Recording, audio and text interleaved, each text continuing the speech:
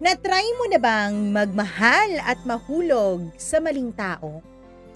Na-try mo na ba na ma-experience na grabe yung pag-ibig mo sa kanya, grabe yung nararamdaman mo, to the point na wala ka ng pakialam sa sasabihin ng iba at wala ka ng pakialam kung anong magiging tingin ng tao sa'yo?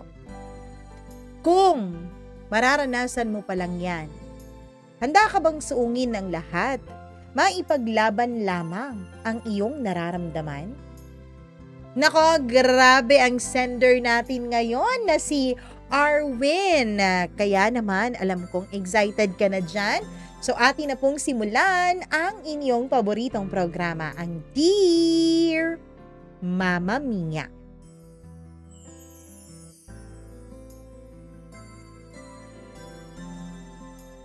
Tayo ay tao lamang. Kaya minsan, nadadala tayo sa mga sinasabi ng iba.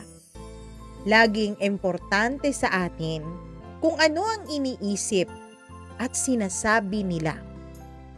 Pero paano kung mas matimbang na ang tinitibok ng iyong puso? Ikaw ba ay handang magsakripisyo? O papakinggan mo pa rin ang sinasamo ng iba sa'yo? Dear Mama Mia, sa totoo lang, nung umpisahan ko pong isipin na isishare ko sa inyo itong aking karanasan, ay hindi ko po malaman kung papaano ito sisimulan. Sa totoo lang, Mama Mia, nakailang beses na po ako ng type tapos delete bago ko naisip na dito ko na lang sisimulan ang lahat.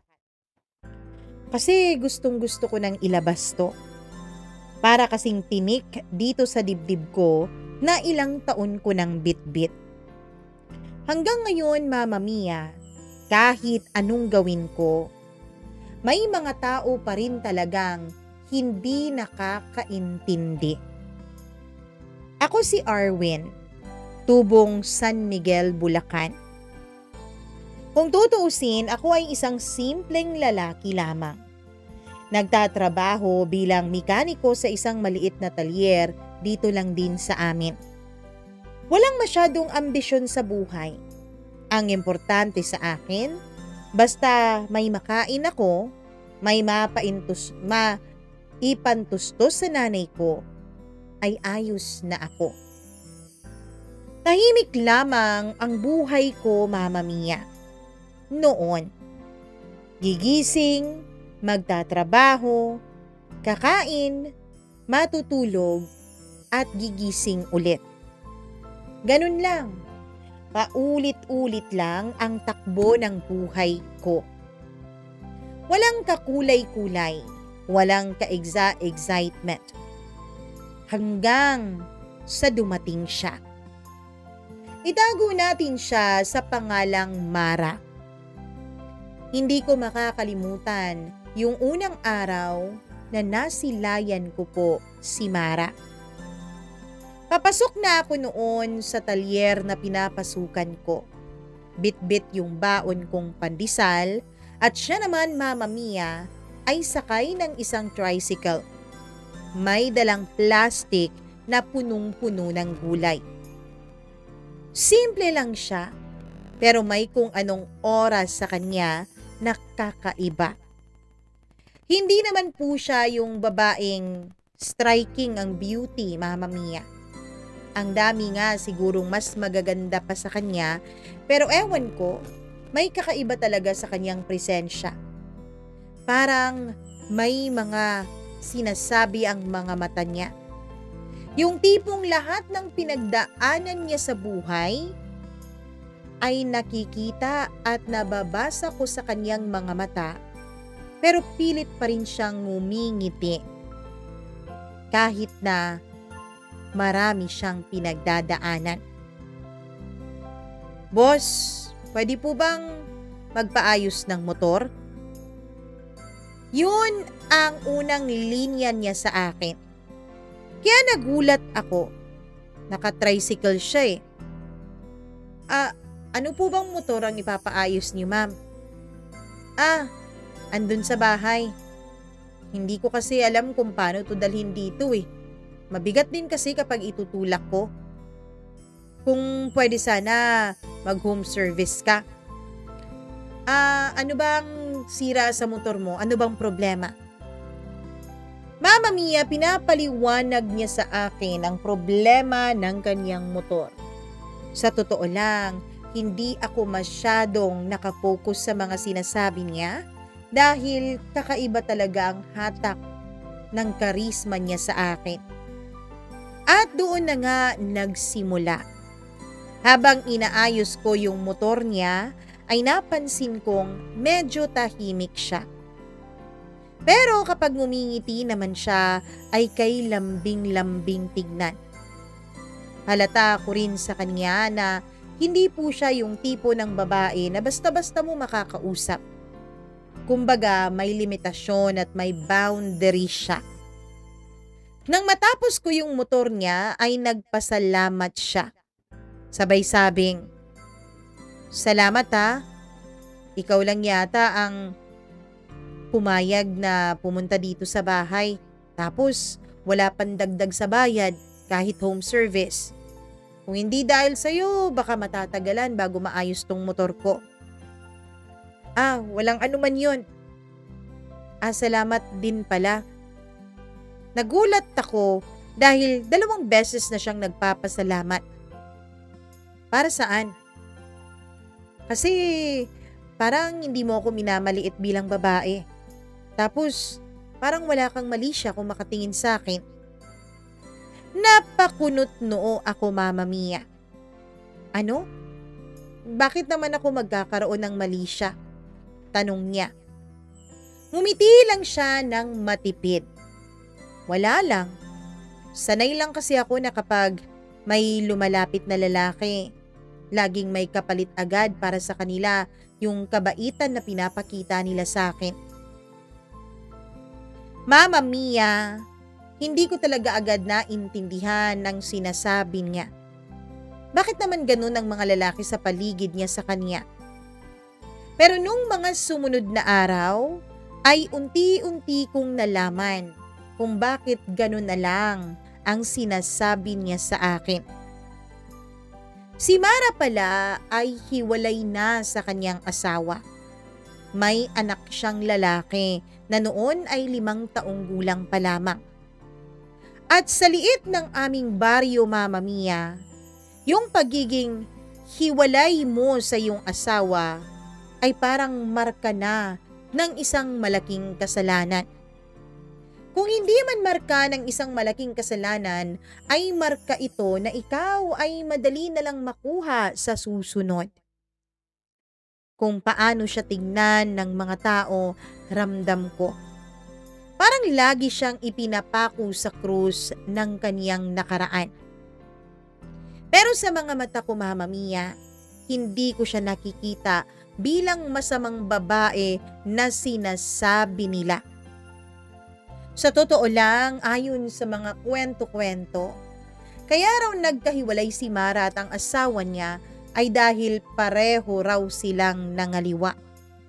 Una raw nangaliwa ang asawa ni Mara. Kaya lang gumanti siya. Nahuli siya ng asawa niya at ito pa raw ang may ganang lumayas at ipinagpalit siya sa iba. Kaya ang ending, Mama Mia, siya po ang naging pangit ang imahe sa mata ng mga tao. Lalong-lalo na sa mata ng mga kababaihan na perpekto ang tingin sa kanilang mga sarili. Alam mo, siya rin kasi ang masama eh. Yan talaga ang napapala kapag babae yung nangangaliwa. Ang hirap ayusin ng pamilya. Sana nakipaghiwalay na lang siya. Hindi na lang siya nangaliwa din. Yun ang naririnig kong usap-usapan. Pero minsan, hindi ko na po napipigilan ng aking sarili at napapatulan ko na yung mga nanchichismis sa kanya. Ano ba naman kayo? Hindi nyo alam kung anong hirap ng pinagdaanan ng tao. Yan nyo nga siya, buhay naman niya yan eh. Ang iba po, ay kumukunot ang noo habang nakatingin sa akin. Yung iba naman ay iniismiran ako. Hanggang sa makilala ko siya bilang isang ina na pilit bumabangon. Isang babae na lumalaban sa hirap ng buhay kahit wala na siyang kakampi at kasama. Naging madalas na siyang dumadaan sa talyer. Minsan may daladala pa siyang prutas at tinapay. Pasalubong ko sa iyo, Arwin, bilang pasasalamat ko sa iyo sa iyong pakikipagkaibigan sa akin. Yan ang lagi niyang sinasabi tapos ngingiti lamang ako. Meron po akong ibang mga kaibigan na sinasabihan ako na baka raw nagpapadala na ako sa tuksong dala ni Mara. Pero tinatawanan ko lang sila. Lagi kong pinapaalala sa kanila na walang sino man sa amin ang may karapatang manghusga. Pero hindi nila ako pinapakinggan. Bagkus ay iniisip nila na ako ay nahulog na rin daw sa gayuma ng batang ina. Sa totoo lang hindi ko alam kung paano nagsimula. Pero napansin ko na lang hanggang sa hinahanap-hanap ko na siya sa araw-araw.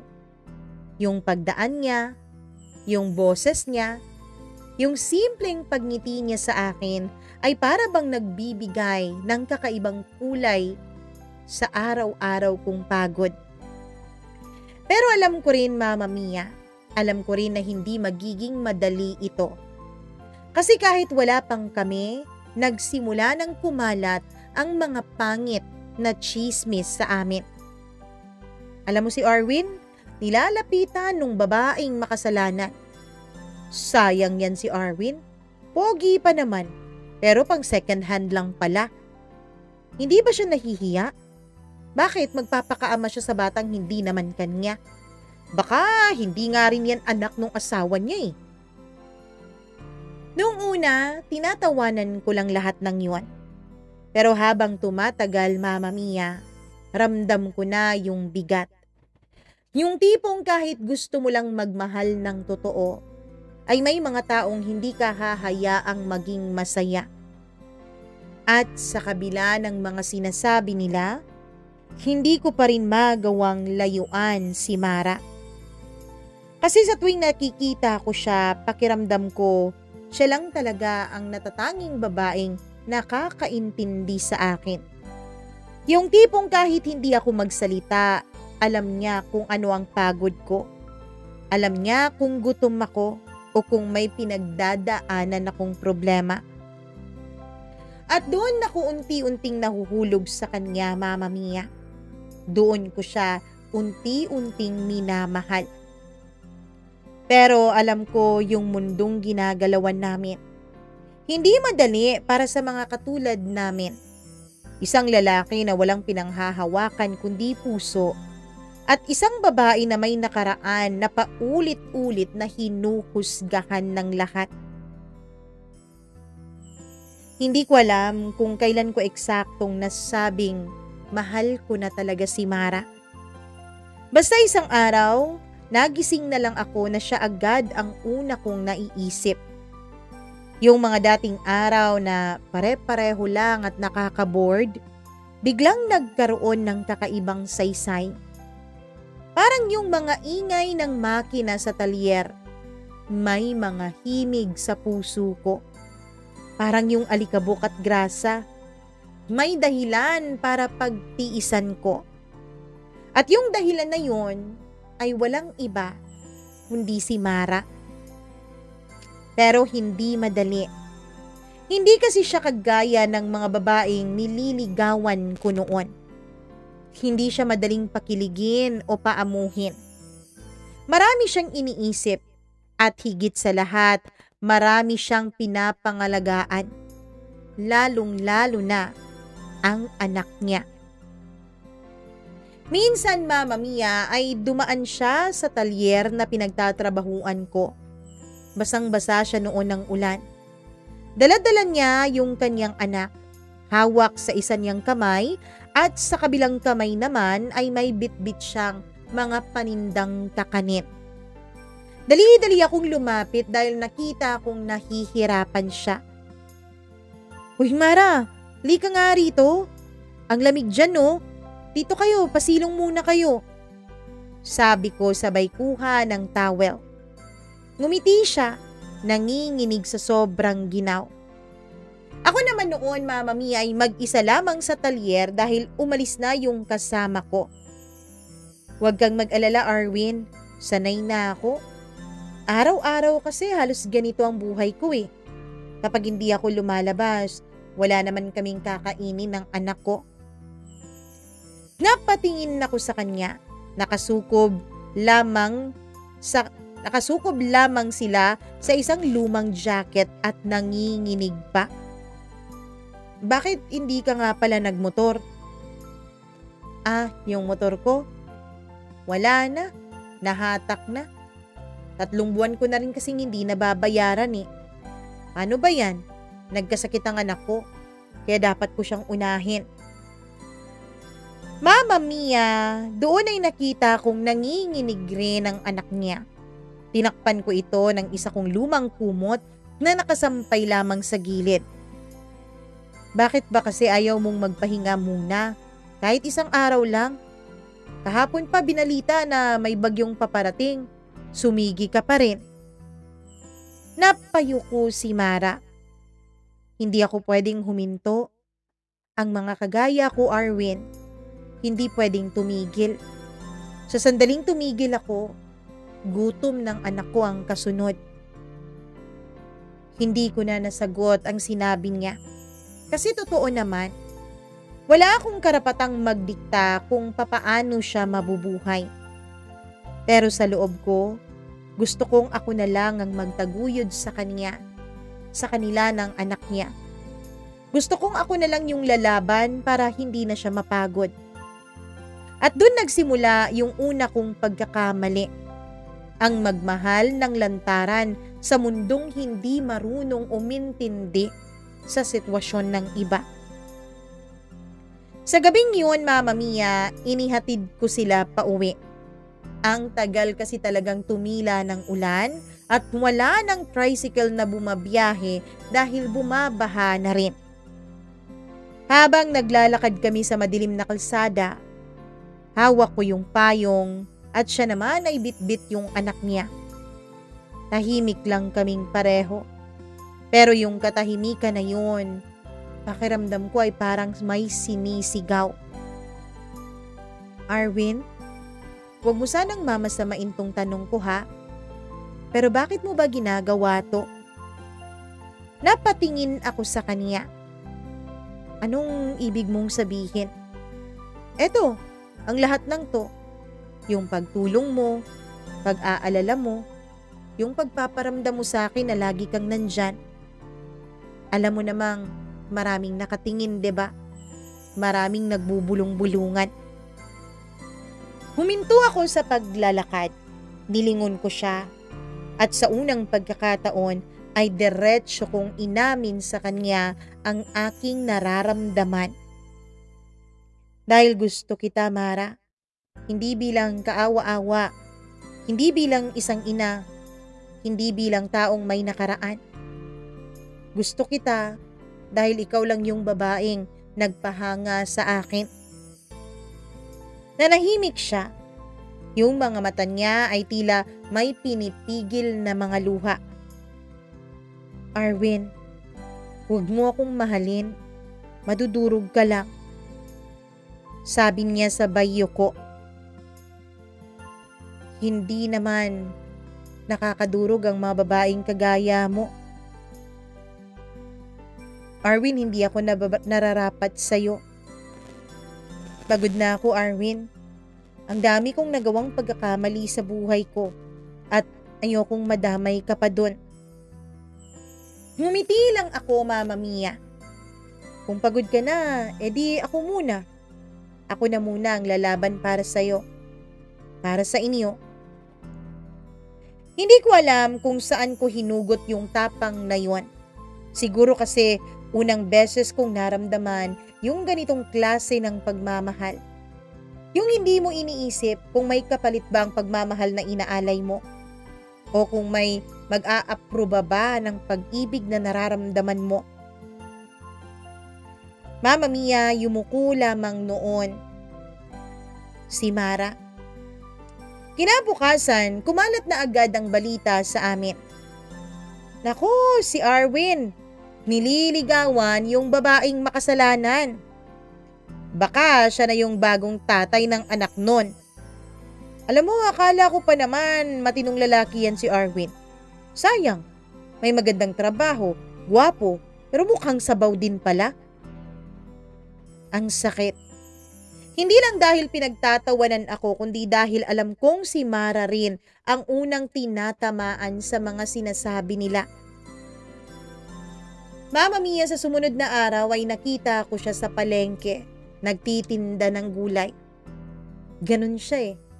Lahat yata ng diskarte sa buhay ay ginagawa niya para wag lang silang magutom ng anak niya. Tahimik lamang siya noon habang nag-aantay ng customer. Pero ewan ko ba, nababasa ko sa mga kilos niya na parang may iniinda siya. Kaya naman nilapitan ko siya pero iniwasan niya ako. Arwin, wag muna ngayon. Lalo lang lalala ang sitwasyon. Napahinto ako. Doon ko napagtanto yung bigat ng laban naming dalawa. Hindi lang basta-bastang pag-ibig to. Digmaan pala to, laban sa mapanghusgang mundo. Lumipas ang mga linggo, Mama Mia, hanggang sa hindi ko siya nakikita. Pero isang gabi habang nag-aayos na ako ng mga gamit sa talyer dahil magsasarado na, ay may dumating na isang tricycle. Bumaba siya. Naka-jacket, halatang pagod na pagod ang mukha. Arwin, Pwede bang makitulog muna ako rito? Yung anak ko nasa kapatid ko. Wala lang. Pinapunta ko lang muna doon. Gusto ko lang munang makapagpahinga kahit sandali. Hindi ako sumagot, Mama Mia. Bagkus ay sinarado ko yung talyer at hinawakan ko siya at naglakad kaming dalawa papunta sa bahay ko. Oo nga pala. Nag-iisa nga pala akong anak at nang ulila na rin ako sa parehong mga magulang kaya mag-isa na lang ako sa bahay. Pagpasok namin sa bahay ay tahimik lang kami pareho hanggang sa nagsalita siya. Hindi ko alam kung paano mo nagagawa to, Arwin. Ang tibay mo eh. Ako kasi araw-araw ko nang gustong sumuko. Pero meron tuwing naiisip ko ang anak ko. Nagkakaroon ulit ako ng dahilan para lumaban. Kaya lang, Arwin, minsan hindi ko na rin napipigilan ang aking nararamdaman. Hindi ko na napigilan ang sarili ko, Mama Mia. Lumapit ako sa kanya at marahan kong hinawakan ang kamay niya. Hindi mo naman kailangang magpanggap na matapang, Mara. Kasi kahit ilang ulit kang masaktan, nandito pa naman ako. Hindi kita iiwanan. Tumulo yung luha sa mga mata niya. Hindi ko alam kung dahil ba yun sa sakit o sa saya. Pero sa gabing yun, sa loob ng bahay ko, parang tumigil ang mundo. Parang kahit sandali lang ay nanahimik ang mga mapanghusgang tao. Kinabukasan, mas lumala pa ang tsismis. May mga nagsasabing magkasama raw kami buong gabi sa bahay ko. May mga nagsasabing sinasamantala ko lang daw dahil alam kong marupok at madaling kunin si Mara. Pero sa totoo lang, Mama Mia, wala naman po kaming ibang ginawa kahit kaming dalawa lang sa bahay. Nag-usap lamang kami. Naglabas ng mabibigat naming nararamdaman. Doon ko lang naintindihan. Kapag minahal mo ang taong hinuhusgahan ng mundo, pati ikaw, huhusgahan na rin ng lahat. Pero kahit na ganoon, hindi ako umurong. Sa tuwing nakikita ko siya, sa tuwing maririnig ko yung boses niya, alam kong tama yung pinipili ko. Hindi man perpekto pero alam kong totoo. At minsan, Mama Mia, mas mahalaga yung magpapakatotoo ka kaysa sa tanggapin ka ng iba sa paligid mo.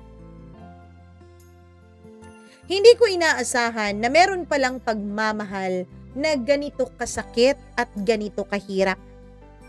Akala ko dati kapag totoo ang nararamdaman mo, sapat na yun para maintindihan ka ng lahat. Pero mali pala. Minsan, kahit gaano katotoo ang puso mo, kapag hindi pasok sa paningin ng mundo, kasalanan pa rin ang turing sa nararamdaman at ginagawa mo. Simula nung kumalat yung tsismis sa lugar namin tungkol sa aming dalawa ni Mara, ay unti-unti na akong naging dayuhan sa sarili kong lugar.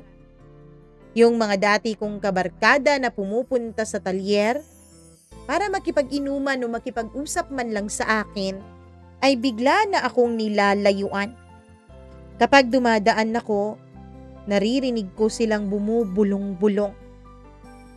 Si Arwin, yung kinahuhumalingan yung babae pang may sabit, yung babae pang makasalanan, yung babae pang nagwasak ng katahimikan dito sa atin.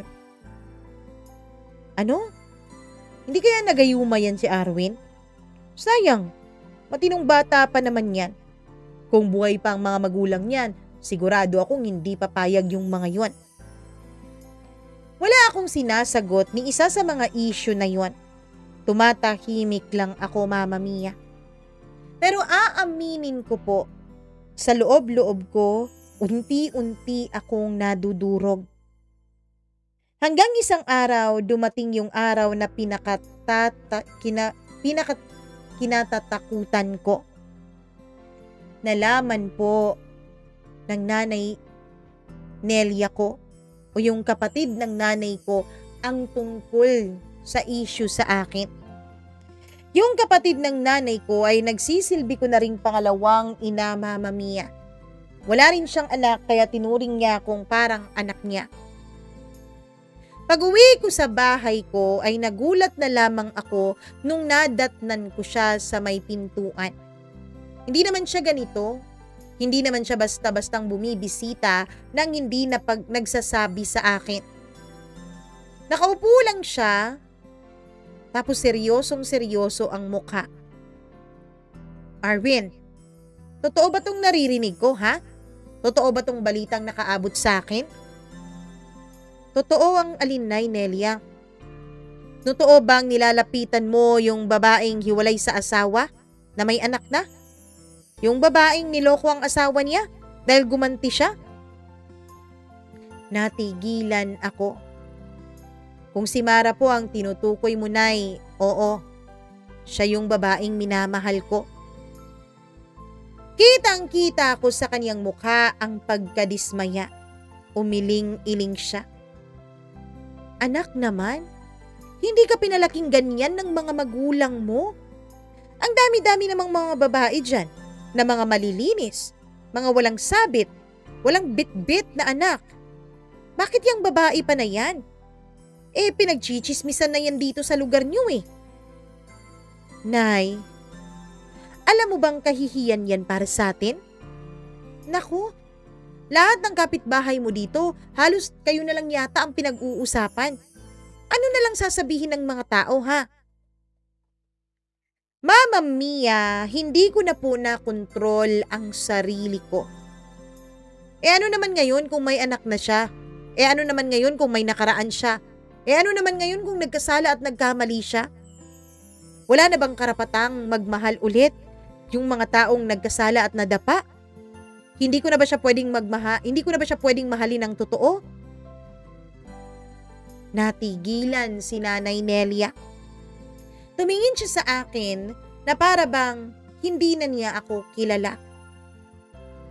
Arwin, kapag pinilit mo talaga yan, wala kang aasahang suporta sa akin kahit man lang mula sa iba mong mga pinsan. Ikaw nang bahala sa buhay mo kung magpupumilit ka sa kagustuhan mo. Mama Mia, sa totoo lang, parang ina na po ang turing ko kay Nanay Nelia. Kaya nasaktan talaga ako. Nasugatan ako sa mga sinasabi niya. Hindi lang tungkol sa akin, kundi lalong-lalo na tungkol kay Mara. Lumipas ang mga araw, hindi na kami nagkikibuan ni nanay. Kung dati ay araw-araw pa akong nagchat-chat sa kanya, ngayon ay wala na. Hindi na rin niya ako binibisita pa sa bahay ko. Ang mga kapitbahay ko naman, kapag nakikita nila ako, ay tinitignan nila ako ng masama, pagkatapos ay nagbubulong-bulungan sila. Mama Mia, hindi na rin ako nagbubukas ng bintana o ng pintuan. Bumabalik lang ako sa bahay para matulog, tapos aalis ulit. Bago pa man magising ang mga kapitbahay ko na may mga masasamang tingin sa akin. Minsan mas pinipili ko na lang tumambay sa talyer hanggang gabi. Kasi doon, pakiramdam ko, Mama Mia, at least may mga taong pumupunta hindi para makichismis kundi para magpaayos ng mga sasakyan nila. Pero kahit ganon, hindi po ako sumuko. Si Mara lang kasi ang dahilan kung bakit patuloy akong lumalaban. Sa bawat ngiti niya, sa bawat tawag niya sa akin ng pangalan ko, pakiramdam ko ay nabubuo ulit ako. Hanggang isang gabi, Mama Mia, niyaya niya akong makipagkita sa kanya sa isang parke na hindi naman masyadong maraming tao ang pumupunta. Doon kami madalas na magpahinga, malayo sa mata ng mga tao, tahimik at payapa. May dala siya noong tinapay at kape. Simple lang, pero parang pinakamahal na hapunan na yun na natikman ko. Arwin, sabi niya habang nakatingin sa kawalan. Minsan ba naiisip mo na baka mali ito? Anong mali? Tanong ko. Tung sa atin. Kasi habang tumatagal, mas dumadami yata yung nakikialam. Ikaw, pamilya mo, ako, anak ko, lahat nadadamay, lahat nasasaktan. Napayuko ako, Mama Mia. Alam ko naman yon, Mara. Pero kapag iniwanan kita, parang pinapatay ko na rin yung sarili ko. Parang tinatanggalan ko na rin yung sarili ko ng dahilan para mabuhay. Tumahimik siya. Tapos marahan niyang hinawakan ang kamay ko. Hindi ko hinihiling na sumuko ka, Arwin. Pero gusto kong maintindihan mo kung bakit minsan kailangan ko ring umatras. Ayos lang naman sa akin kung ako lang eh. Pero ikaw, pati anak ko nadadamay, nasasaktan ako. Hindi ko masagot ang sinasabi niya. Kasi sa totoo lang, takot akong marinig yung ibig niyang sabihin doon.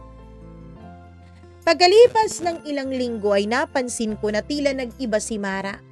Mas naging tahimik siya at mas madalang na siyang magpakita sa akin. Kapag dumadaan ako sa bahay nila ay parang umiiwas siya ng tingin. Kapag tinatawagan ko siya ay laging busy ang sagot niya. Hanggang isang araw, siya na mismo ang tumawag sa akin. Arwin, pwede ba tayong mag-usap? Sa tono niya, Mama Mia, alam kong hindi maganda ang sasabihin niya. Ramdam ko sa tono pa lang ng boses niya. Pagdating ko, ay nakita ko siyang nakaupo sa harap ng isang tindahan. Hawak ang anak niya. O, Mara, anong gusto mong pag-usapan natin? Diretso siyang tumingin sa akin, na tila ba nagnanais siya na mabasa ko doon ang kanyang gustong sabihin. Arwin, aalis muna ako. Babalik ako sa aming probinsya. Kailangan kong magpahinga, mag-isip.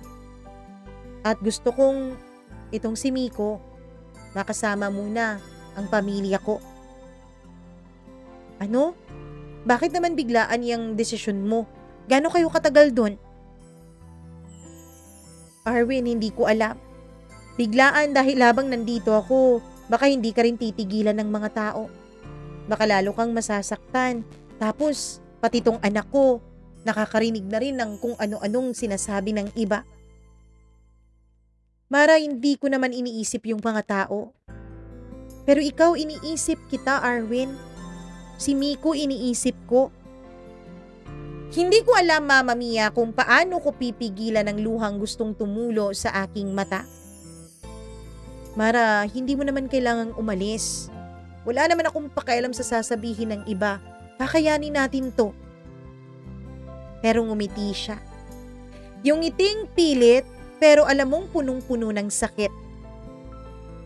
Arwin, minsan kasi kahit mahal mo, kailangan mong pakawalan para hindi siya masira dahil sa'yo. Mama Mia, naramdaman ko ang kakaibang bigat na bumuhos sa dibdib ko. Yung sakit na hindi ko alam kung saan nanggagaling. Basta ang alam ko ay nadurog ako.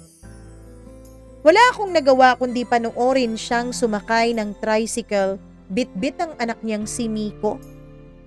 At sa bawat metro ng paglayo nila ay parang piraso ng kaluluwa ko ang nawawala. Lumipas ang mga araw, pero hindi ko pa rin matanggap ang paglayo nila sa akin. Wala na akong ganang pumasok sa trabaho. Wala na akong gana pang kumain. Kahit yung mga tunog ng makina ay parang puro ala-ala na lang naming dalawa ni Mara. Isang gabi, Mama Mia, umupo ako sa labas ng talyer habang umuulan. Nakahawak ako sa lumang towel na minsan niyang ginamit. Nung nakarating siya sa talyer, nabasang-basa sila ng anak niya. Bakit ganun, no? Bakit ganun, ano? Kapag mahal mo, bakit parang palaging ikaw yung talo? Pero kahit talo ka, pipiliin mo pa rin siya. Kasi siya pa rin yung dahilan ng lahat ng panalo mo noon. Mama Mia, unti-unti kong naramdaman ang sakit na hindi ko alam kung magagamot ba ng panahon. Sabi nila, time heals all wounds, 'di ba? Lahat ng sugat napapagaling ng panahon. Pero 2 buwan. 2 buwan na parang impyerno ang bawat araw sa akin. 2 buwan na walang boses ni Mara.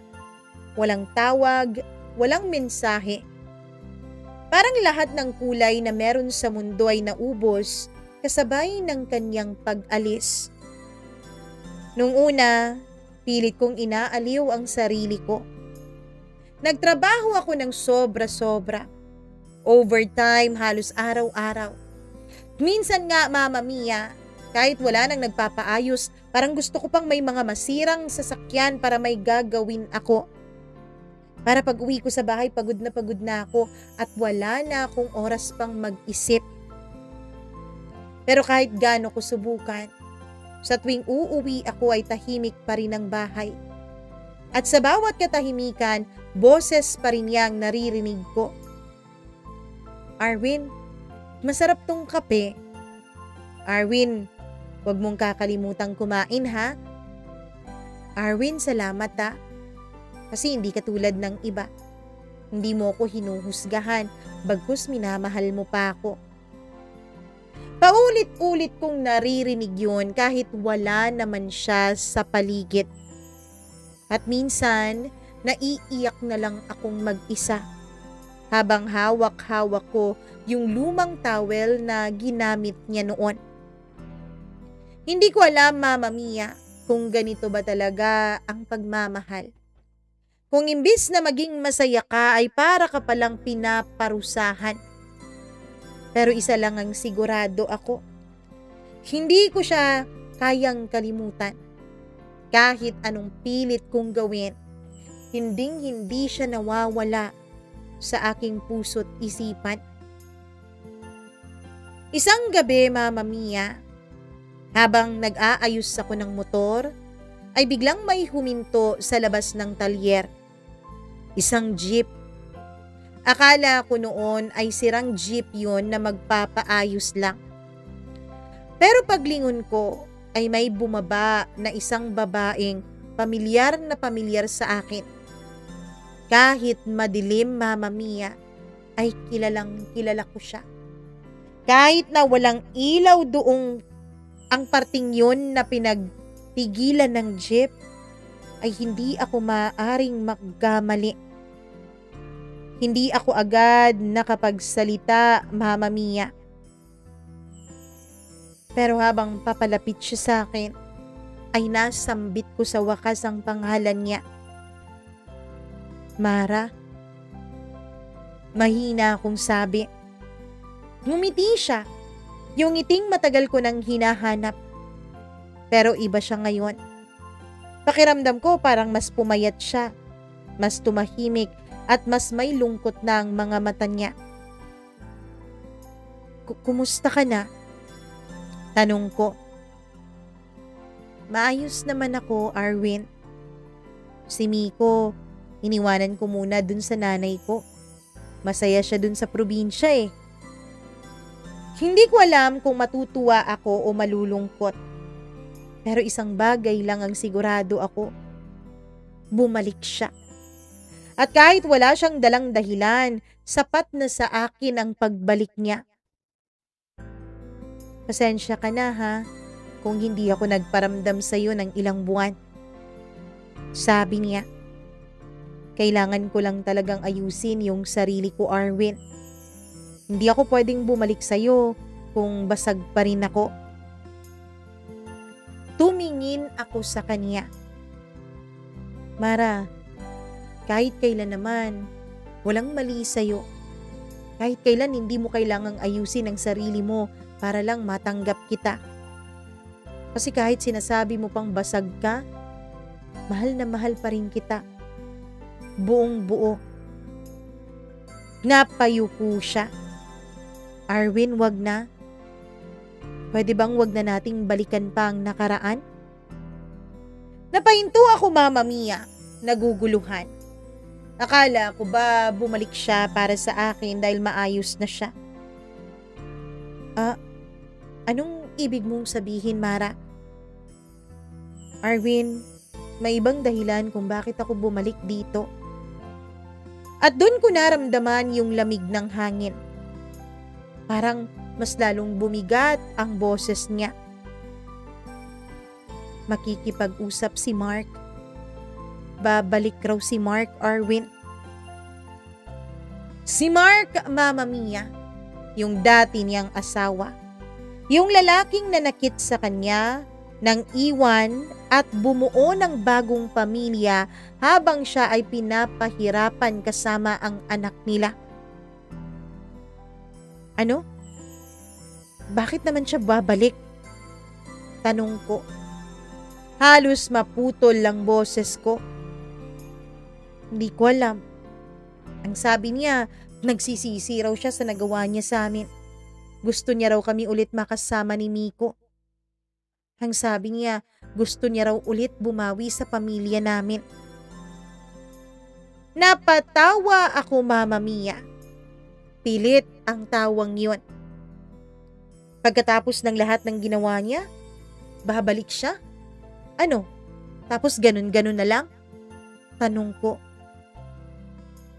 Arwin, hindi mo naman siguro iniisip na babalik ka sa kanya, 'di ba, Mara? Tumahimik siya, Mama Mia.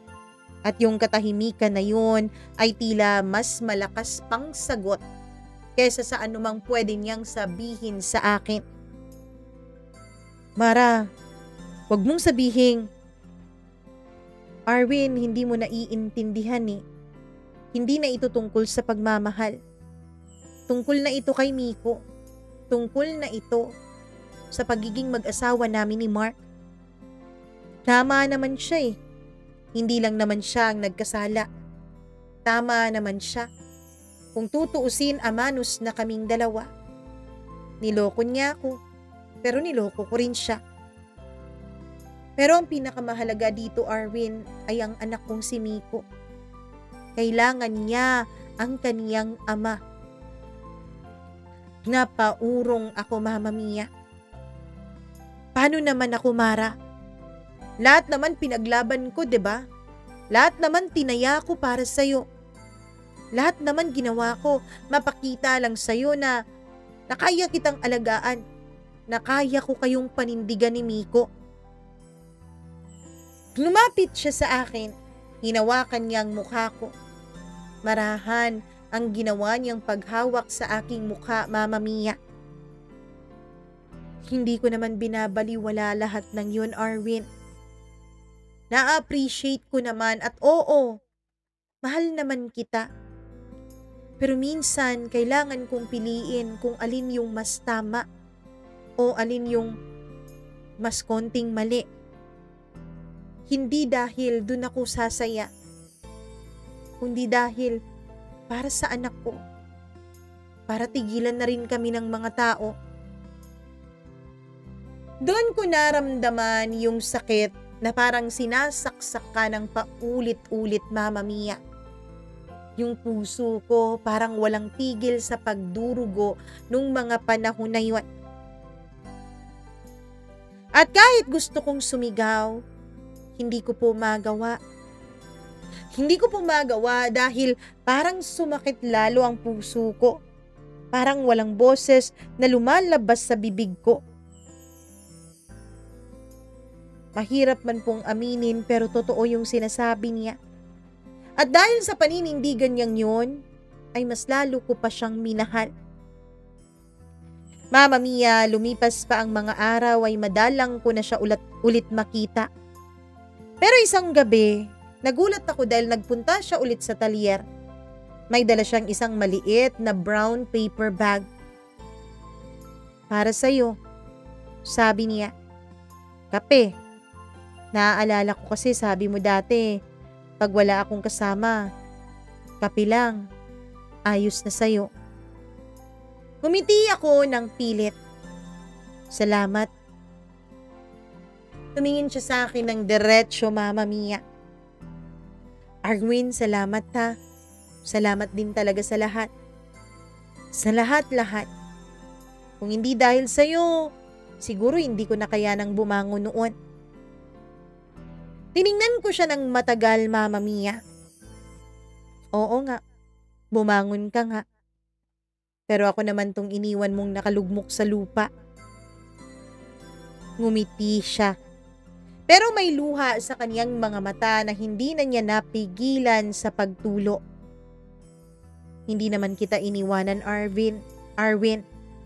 Nandito ka pa rin naman, sabi niya sabay turo sa dibdib niya.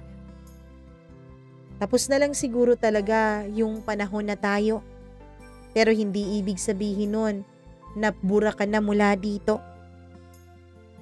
Sadyang hindi lang talaga sakto ang timing ng panahon. Pagkatapos nun, Mama Mia, ay umalis na siya. At sa bawat hakbang niya papalayo, ramdam ko yung bawat pirasong nasisira sa loob ng puso ko. Kinabukasan ay bali-balita agad sa buong baryo na muli na ngang bumalik si Mark sa dating inuupahan nilang dalawang mag-asawa. Bumalik na rin doon si Mara. Hanggang sa nakikita ko na sila na magkasabay na namamalengke.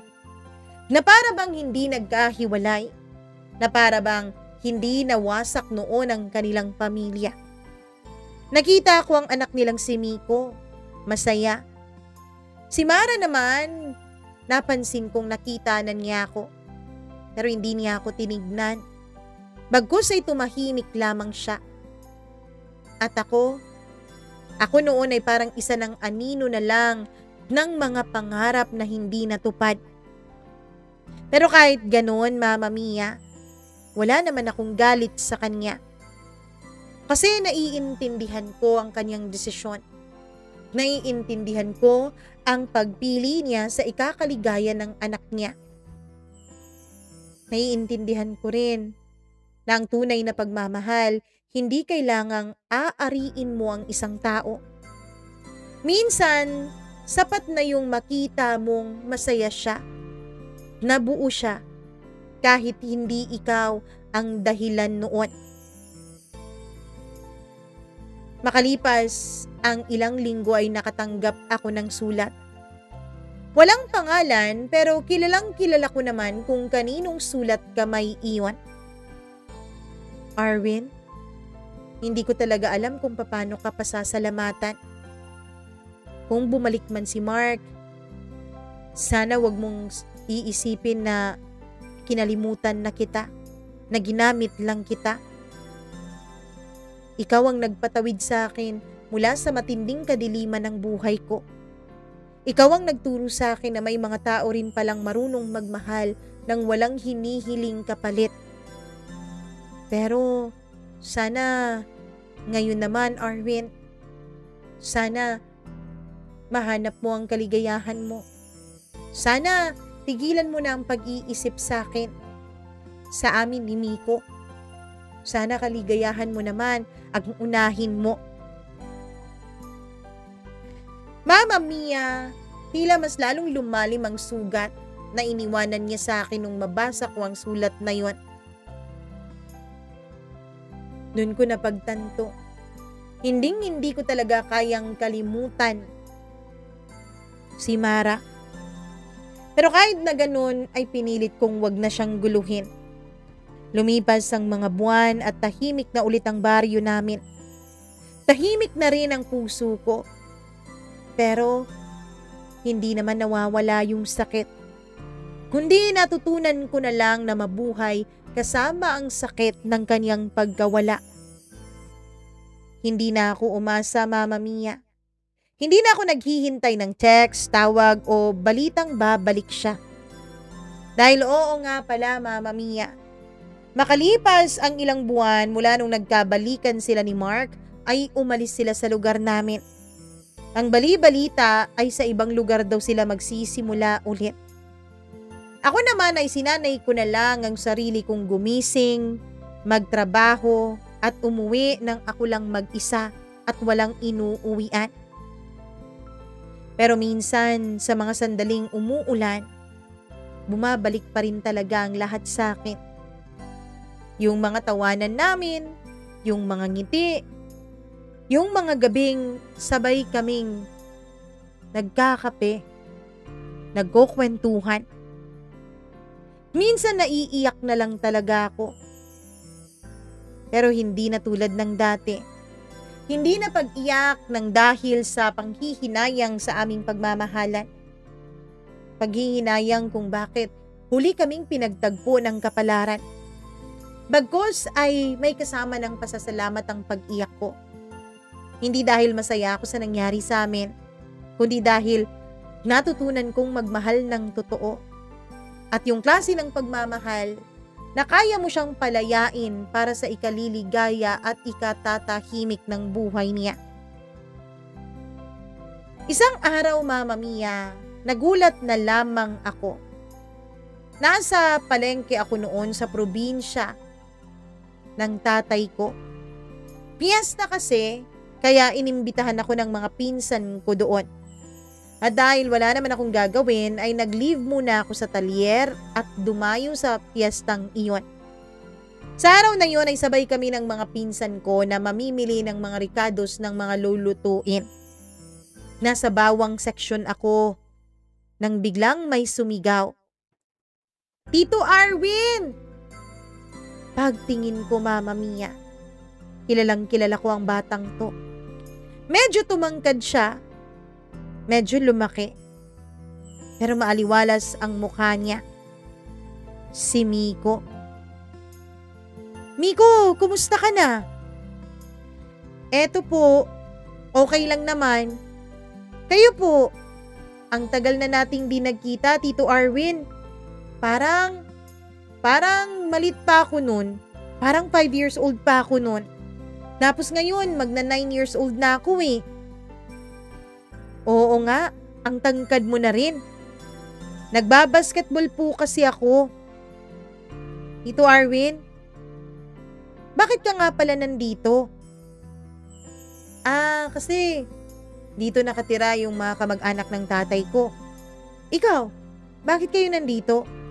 Dito ba kayo lumipat ng nanay mo? At ng papa mo? Hindi, nasa Maynila na po kami. Pero dito lang ako ngayon para magbakasyon sa mga pinsan ko. Sa susunod na linggo, babalik na rin ako dun. Susunduin na rin ako ni Papa.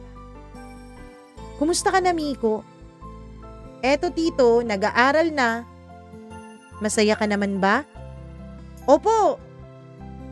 Ang mama at papa mo, kumusta na? Hindi ko napigilang tanong sa bata, Mama Mia. Ayos naman po sila. Ang totoo niyan, Tito Arwin, buntis ngayon si Mama eh. Magkakaroon na ako ng kapatid. Napahawak ako sa dibdib ko, Mama Mia. Buti na lang at may tumawag na kay Miko, kaya naman umalis na sila. Ako naman noon ay hindi ko napigilang tumulo ang 2 butil ng luha sa mga mata ko. Ewan ko ba?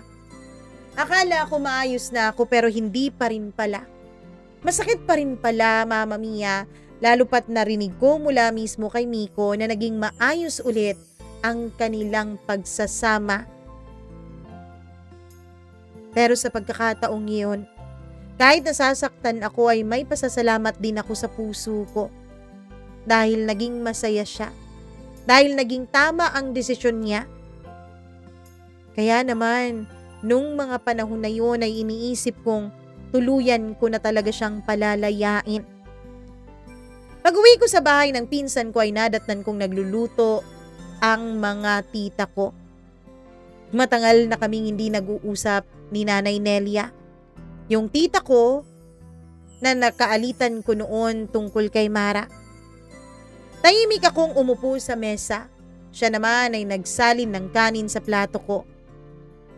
Oh, kumain ka na, Arwin. Kumusta ka naman? Eto po, buhay pa rin naman. Tumahimik siya. Pasensya ka na ha. Siguro kasi matanda na ako, kaya mas takot na ako sa hiya na binibigay ng ibang tao kaysa sa matakot akong mawalan kang ng minamahal. Ngumiti ako. Ayos lang yun, Nelia.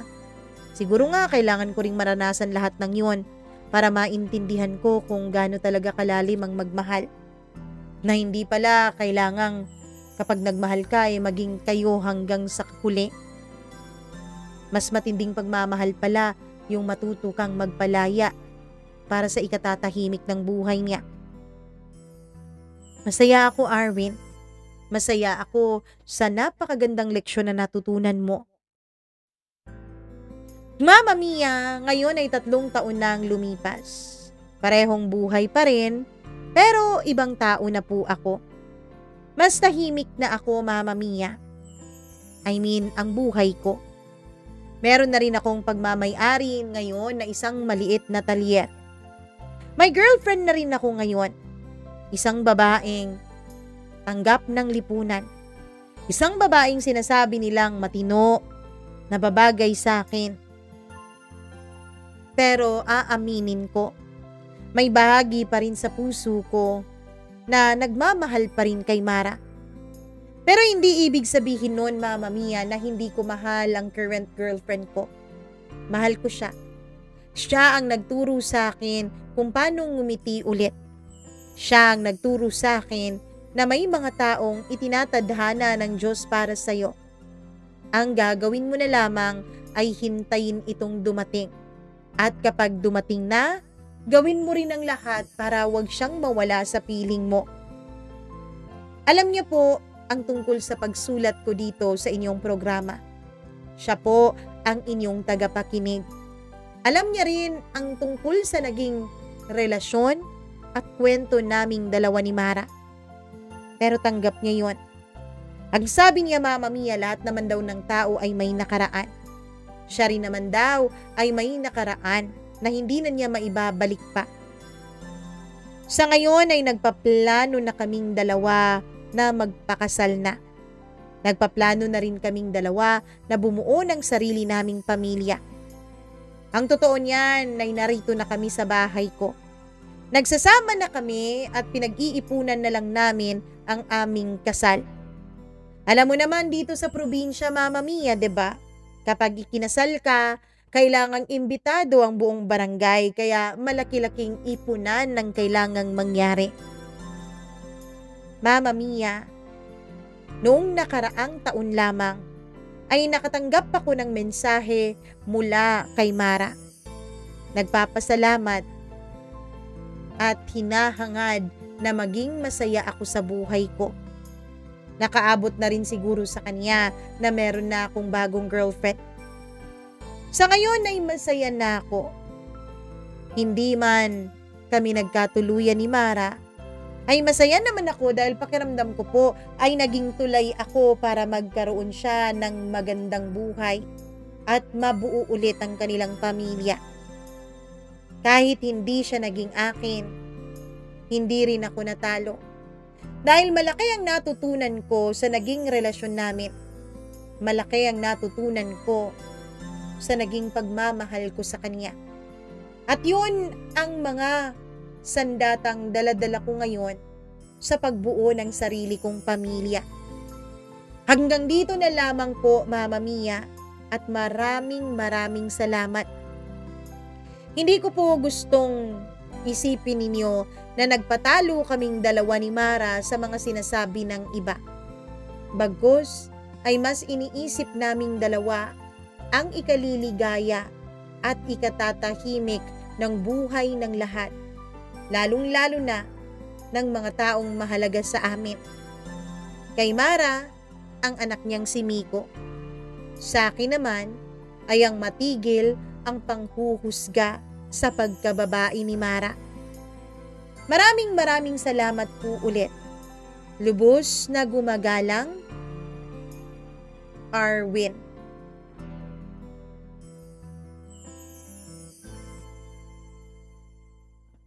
Oh. Diba? Grabing pagmamahalan naman ito. May mga pagmamahal talagang ganon. Alam nyo, naniniwala ako na the greatest proof of love is yung kaya mong maging masaya kaya mong maging masaya para sa kanya kahit pa hindi ka kasali sa kasiyahan na yon. Kaya mong tiisin ang lahat ng sakit.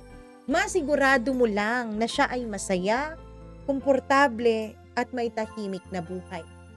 Yun ang tunay na kaligayahan, yun ang tunay na pagmamahal para sa akin. Pero kung need nyo namang ipaglaban at kung ano nyo naman, choice nyo namang dalawang ipaglaban, di paglaban nyo. Pero sa part kasi ni Mara, hindi madaling makipaglaban eh. Unang-una, may anak silang dalawa ni Mark. Pangalawa, kasal sila.